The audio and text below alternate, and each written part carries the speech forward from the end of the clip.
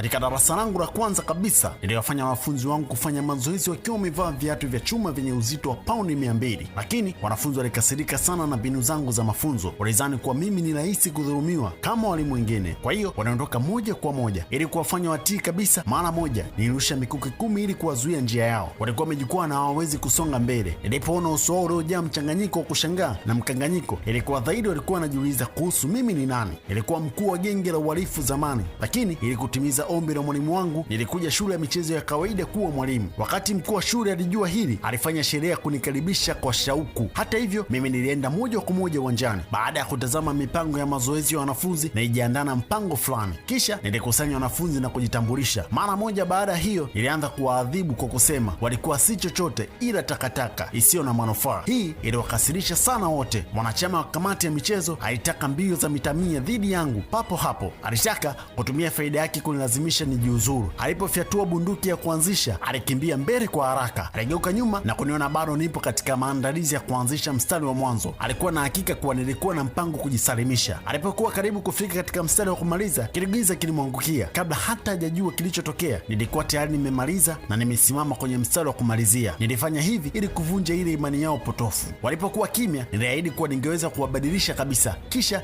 nikaleta seti ya vifaa vya mazoezi vya ajabu. Nilisema kuwa wangevaa vyote wakati wa mazoezi ya baadaye. Kesho yake mkuu wa shule alileta viongozi wa shule kwa ukaguzi. Waliona wanafunzi wanafua nguo na kujaza maputo hewa. Viongozi walisema mbinu hizi za mazoezi ni upuuzi mtupu. Bila shaka nilielewa mashaka yao. Kwa hiyo niliahidi hadharani kuwa ikiwa hatutapata matokeo yoyote kwenye mashindano ya shule nyingine, ningeweza kukubali adhabu yoyote kutoka kwa uongozi wa shule. Mkuu wa shule hakuwa na njia ila kuwapeleka viongozi mbali. Siku ya mashindano niliwaagiza wanafunzi kushiriki wakiwa wamevaa vifaa vya mazoezi. Wakati walipoingia, walichekwa na kuonekana kama wanacheza tamasha la circus, lakini sikuchukulia hilo kwa moyo. Hivi karibuni mashindano ya kurusha mpira wa shot put yalianza. Mpinzani alirusha umbali wa mita 16.15 kwa urahisi tu. Nilipoona mwanafunzi wangu akihisi hofu, mpinzani alicheka na kusema, kama unaogopa usishiriki. Kwa shinikizo la mwamuzi, mwanafunzi alijikuta akiacha mpira wa shot put aliyetumia katika mazoezi. Hata hivyo, hakutambua kuwa ulikuwa umevunja ardhi kwa nguvu. Mwanafunzi alimeza macho kwa aibu na akarusha mpira wa shot put, lakini alikaribia kuanguka, jambo ambalo lilisababisha kicheko katika uwanja mzima. Wazazi waliokuwa kwenye viti walijiuliza kuhusu uhalali wa kutumia mwalimu huyu mbaya kwa mustakabali wa watoto wao. Hii ilisababisha ushirikiano kutoka kwa wazazi wengine. Mkuu wa shule alilazimika kufanya kila aliwezao kuondoa wazazi hao kwa utulivu, lakini hakuna aliyejua kuwa hii haikuwa kushuka kwa uwezo wa mwanafunzi. Baada ya mazoezi ya mara kwa mara ya uzito mzito, mwanafunzi alijua kuwa hakuwa amezoea tena mpira wa shot put mwepesi wa sasa. Alipokamata tena na kurusha kwa nguvu zote, mwamuzi alilazimika kuchora kipima umbali na kurekodi matokeo, lakini mimi